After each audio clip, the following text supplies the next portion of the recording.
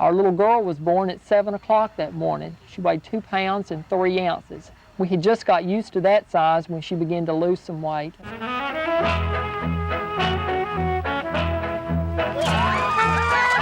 were living on a ring and a prayer, leaning on heaven for every care.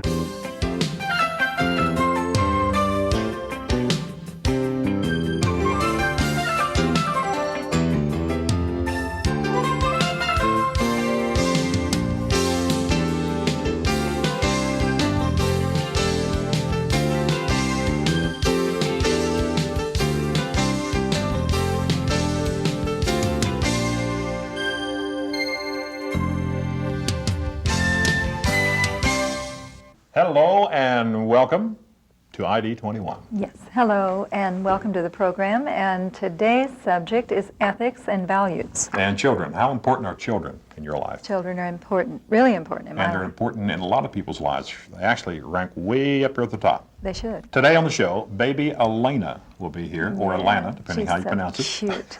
And her father, Tom. Yeah. She almost died because she was born premature. We're going to find out how that family dealt with that near tragedy through faith and prayer. Yes. And is image important? Do you think image is... Image is very important. You don't worry about that very much, do you? Every other show. Okay. All right. Well, values and ethics are important. And as a matter of fact, the Nashville chief of firefighting... What is his name? Chief of Firefighting. Chief of Firefighting. Buck Dozier. Buck Dozier. Let me read your script, you read mine. Go ahead. He's part of our Life Matters segment today, and he says that it is. How about an entertainment segment? What's coming up? Well, we got Wilcox and Pardoe. They are a wonderful duo, and they sing songs, country songs, with a moral theme. Which is maybe a contradiction. I wouldn't say that. Okay. And we'll pay a visit to a senior But it citizen center in the Just for Fun segment. Yes, you're So, going to do that. I'll do that. Yes. So, stay with us. We'll be right back. Her lungs collapsed after they had taken her off with the respirator, and it was about 3 weeks before they finally started coming back up. Has your faith ever been put to a test? Well, our first guest has had his faith tested, but before we meet him, here's how it happened. Isn't it good to finally have our little girl home? It sure is. After 3 months in the hospital, I'm ready to be home. I know, it's been a long time, but the doctor says she's doing good. Coming along fine. Hello, I'm Tom Hayden, and this is my wife Linda and my little boy Aaron. We want to share with you an experience that happened in our life, an experience that taught us just how much life does matter.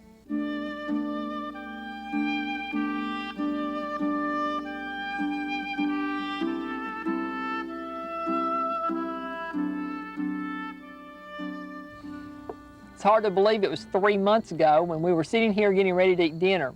Linda was just started her 6th month of her pregnancy, and all of a sudden she looked over at us and said, "Tom, I think this baby's coming." We both got scared at that point. It was 3 months before she was due, and Linda's mother was here. We left our little boy with Linda's mother and took off down to the hospital. Before we even got to the hospital, though, something had happened here. You remember that? What happened? I was playing Nintendo and I jumped off a chair and broke my arm. Broke his arm. Even before we got checked into a room, the phone had been ringing there, and the hospital had told us that some friends from church had picked up Aaron and were bringing him down to the emergency room because he had broken his arm. It was a night that neither one of us will ever forget. Our little boy came out of surgery at 3 o'clock that morning where he had had 2 pins put in his elbow, and our little girl was born at 7 o'clock that morning. She weighed 2 pounds and 3 ounces. We had just got used to that size when she began to lose some weight. She dropped down to 1 pound 13 ounces, and to us looked like really just a kind of an older person with a lot of wrinkled skin. I held my hand up across her, and just my finger went across her whole body. I was amazed one day they had a bar of miniature soap, kind of like you find in a hotel room, and you could put it in front of her, and the bar soap looked huge compared to her body there. I think the hardest thing was to understand why it was happening to us. You question everything, and you think, well, maybe if I'd done something different, maybe if I hadn't done something, this wouldn't have happened. And you really get to question of just why. Why is it happening to us? And is she even going to be there tomorrow? The main thing that got us through it was prayer. Her lungs collapsed after they had taken her off with the respirator, and it was about 3 weeks before they finally started coming back up. even when they did come back up, they filled with secretions and infections. And I think Linda and I kept wanting to know the source, where are these infections coming from? It was harder to trust God and to think that He's going to do the best thing when things aren't going the way that you hope they would go. I know there was one night there that finally I quit praying for the doctors, and I quit praying for the nurses, and even for Linda and myself, and I just said, God, you're the only one that can do this. And maybe sometimes He wanted me to get to that point where I quit trusting everybody else and everything else and relied upon the one who was to be my source of power all the way initially. She's doing so much better. She weighs over 5 pounds, and she's 17.5 inches long, and she came home on no medicine, no oxygen, no nothing. She's just like a normal, healthy baby.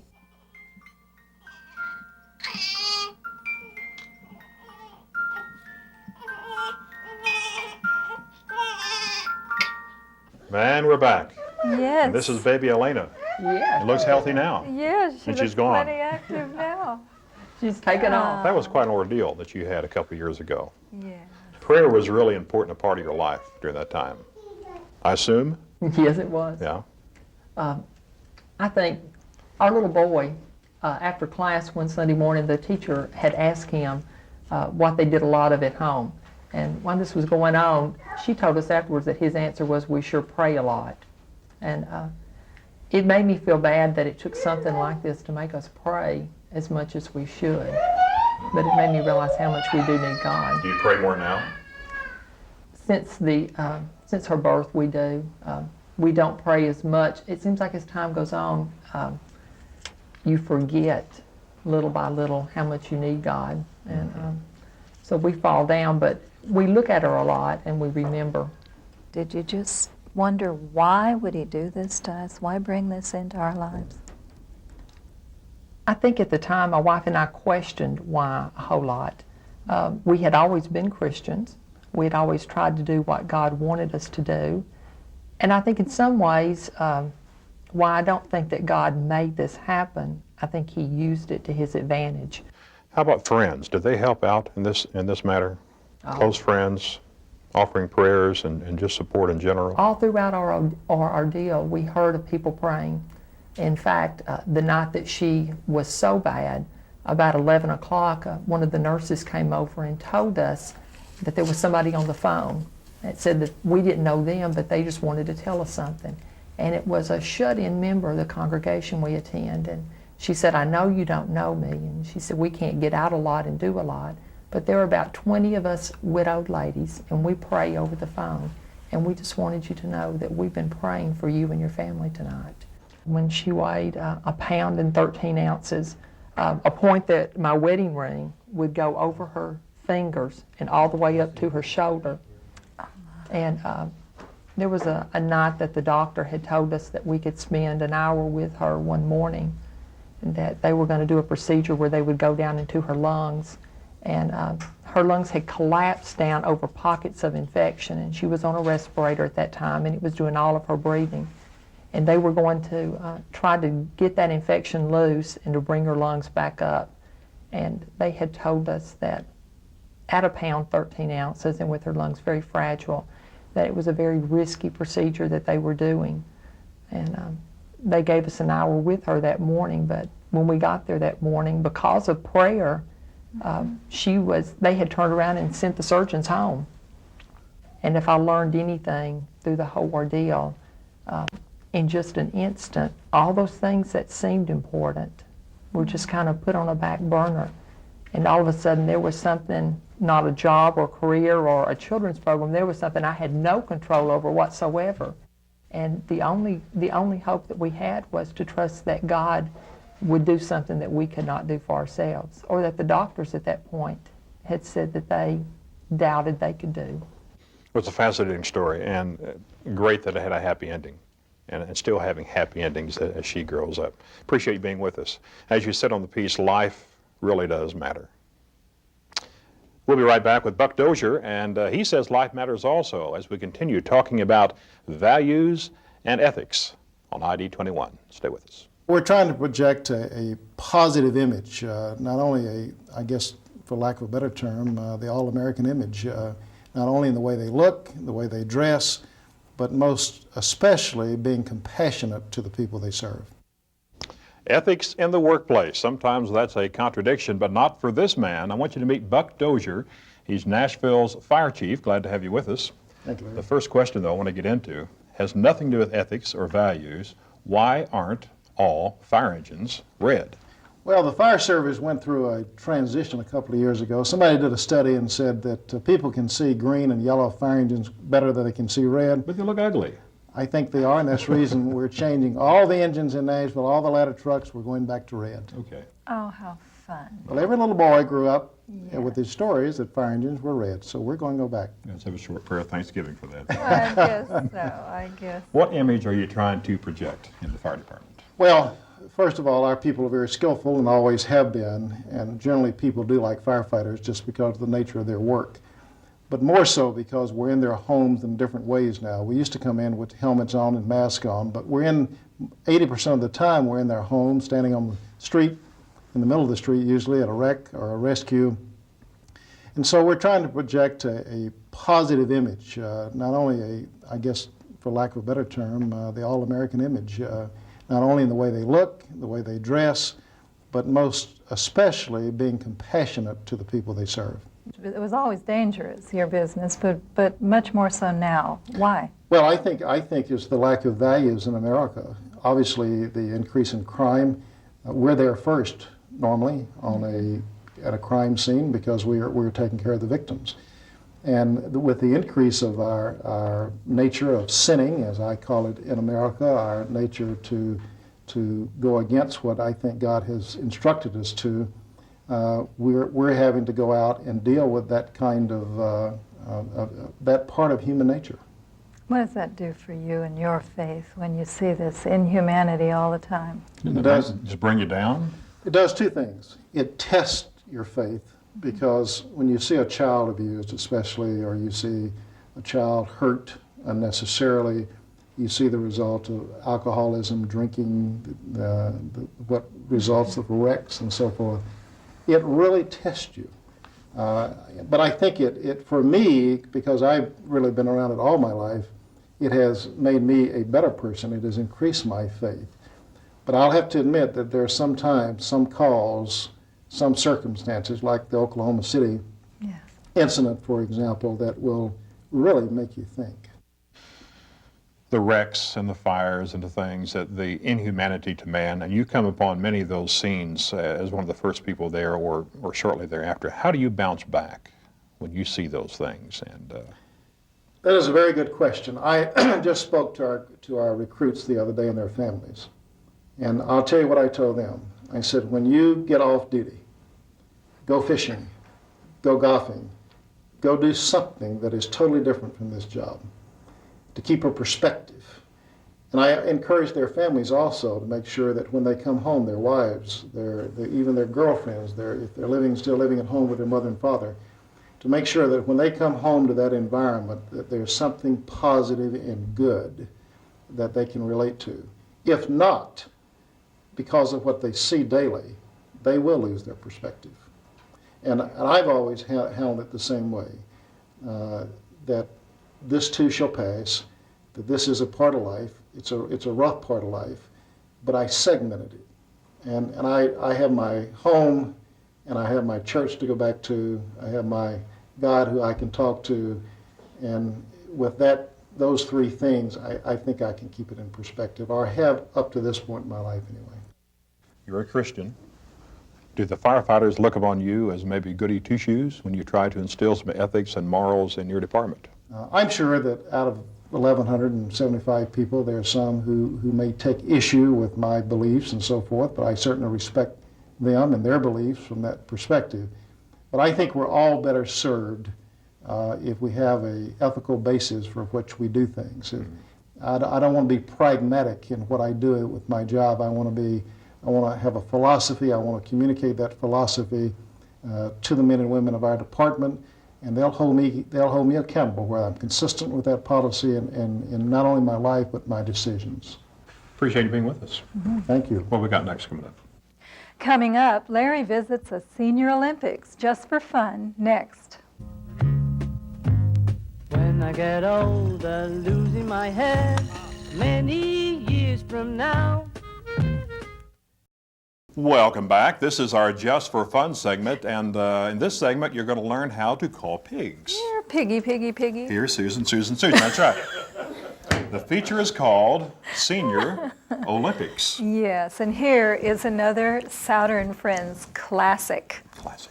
Classic.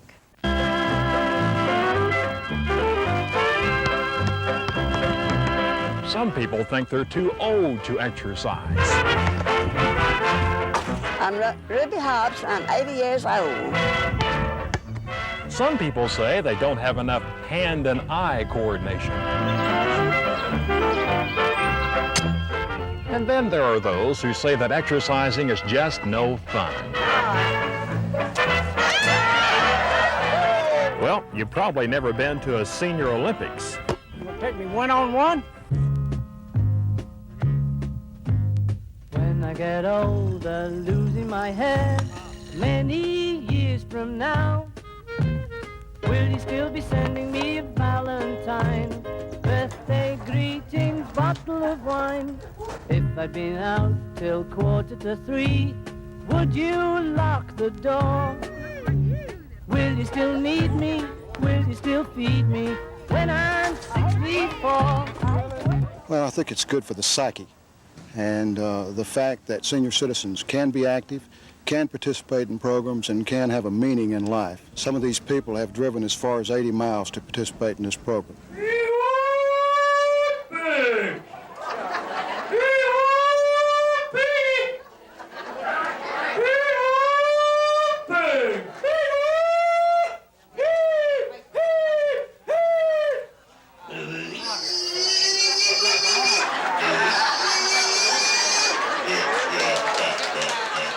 This is a tremendous boost to, I guess, rekindling the spirit of competitiveness within them to where it's serious with them when they participate in a hog calling event, in the talent contest, in the horseshoe pitching, in the tennis matches. The term I like to use is the dignity of the person and appreciation for that. And I've heard the comment today, you know, that it doesn't really say it in that light, but hey, I'm still needed, I still count, I'm still important, I still can contribute. And they really can. And they are, and that's a beautiful part of it.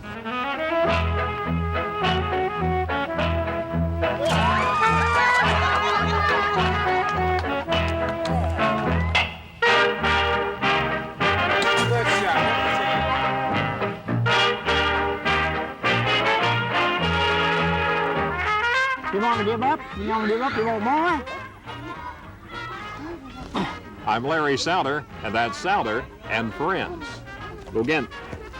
You want to give up? You want to give up? You want more? I mean to give up. You still wear my diamond, and I still wear your ring. Those who doubted love would last, don't say a thing. I am really excited to introduce light recording artists as opposed to heavy recording artists. Yes, that's what I was thinking. Yes. I knew you were thinking. Jenny Craig kind of recording thing. See, listen, we've already started a free-for-all here. This is Wilcox and Pardoe. We're glad to have you all with us tonight. Welcome. New album, new duo, new excitement. First question. What is it? Country music. Yes. Usually it's yeah. honky tonks, cheating hearts, but you're singing country music with a good moral theme. How did that come about? Well, actually, Don grew up in Texas, where he frequented honky tonks with his family growing up, and did not like it at all. And No, I didn't. And when I told him that, hey, what do you like Christian country music? He thought it was an oxymoron, you know, like military intelligence or something. Is this unusual for a group like this to be singing country music with a good moral theme? Or? Well, the language of today's culture really is country music. Over 70% of American families tune into country radio once a week, and we felt like that if that's the language that today's people are speaking, and that's the language I grew up listening to, then we ought to speak the language that people understand instead of breaking up songs. We thought it was about time some people wrote and sang some making up songs. And it's growing really rapidly. We were at the CCMA Awards to present Christian Country Music Association. Right, Male Vocalist For those of the who Year. don't know, right. And just in 3 years, I mean, it's just a must earned. I think they had a handful of people the first year, And this year it was packed. There were over 2,000 people, I believe, at the award ceremony. Now, you were And some presenters. You awards. didn't get an award That's this year. because we weren't eligible, because our record wasn't out yet. But next year. So all you folks who need to register to vote, actually, we don't care about awards. What we care about is people hearing our music and the message we send it. So, One of the comments you made in your bio said, music is our job, but our families are our lives. We say that because we keep our schedule at a minimal as much as we can. We want to increase the quality of the dates we do, but not the quantity, because we want to be home. We try to be out 2 weekends and home 1 weekend. All right. Well, we Appreciate love talking to your us. music. Thank Can you introduce the song? It's beautiful. Yes, yes. You're going to do one of these songs here. You've got several wonderful names here. I like this one, On a Ring and a Prayer. Thank you. My wife likes that one too. I Thanks, love Susan. that. My favorite actually is Let It Burn. I guess you won't do that one today, but they'll have to buy the album, of course, to get all these wonderful songs. But On a Ring and a Prayer, let's do it.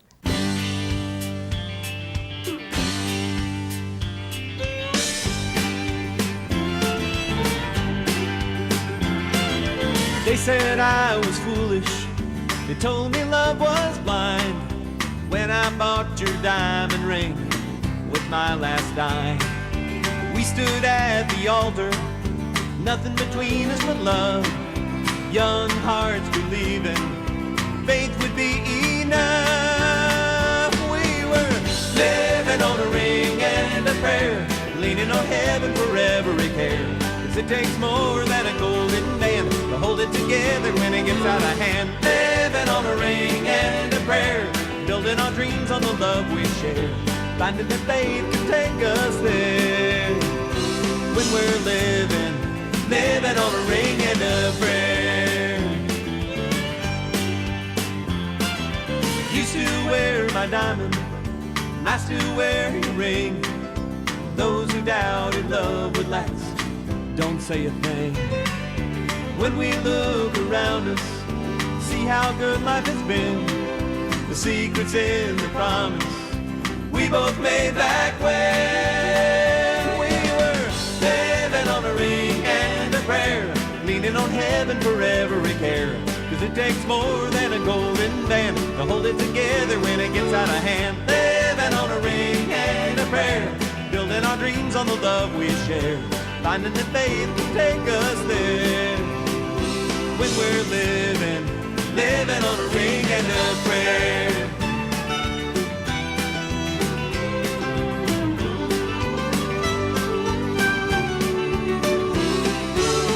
Living on a ring and a prayer, building our dreams on the love we share, finding that faith can take us there. When we're living on a ring and a prayer. Yeah, we're still living on a ring and a prayer.